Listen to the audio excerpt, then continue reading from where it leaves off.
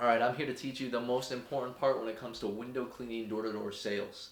And this is the same techniques used as The Wolf of Wall Street. If you watch that movie, Jordan Belfort wrote a book, The Way of the Wolf, and this is the same straight line selling that he teaches to all of his very successful salesmen.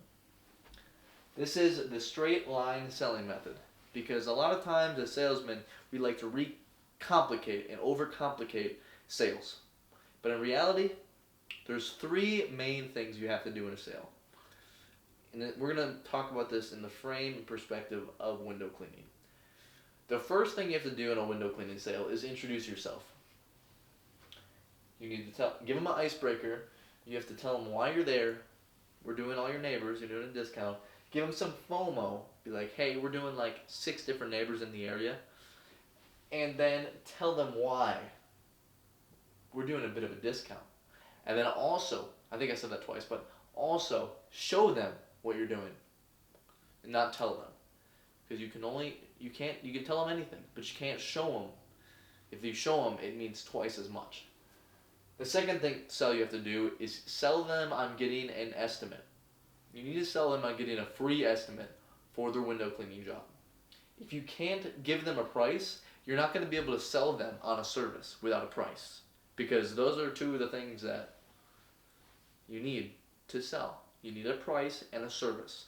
The third step is finally the close. That's when you get the price, you come back from the house, right?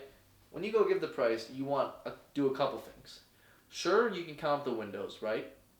But most importantly, find ammunition. Find something really cool in the backyard to compliment the homeowner with. And then find ammunition for later in the sale. I'll get to that later. So when you come back, give them a compliment. Hey, I really like the grill back there.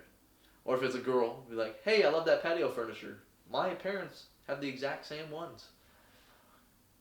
And then you want to be like, well, anyways, you got a lot of windows. Make it like a joke.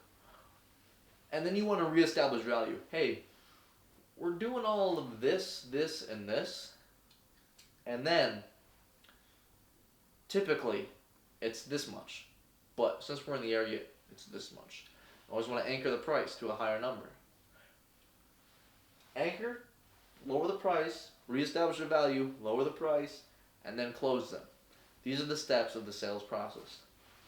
1, 2, 3. If you're not getting into backyards, there's an issue with your 1 and 2. You need to focus on where you're strong.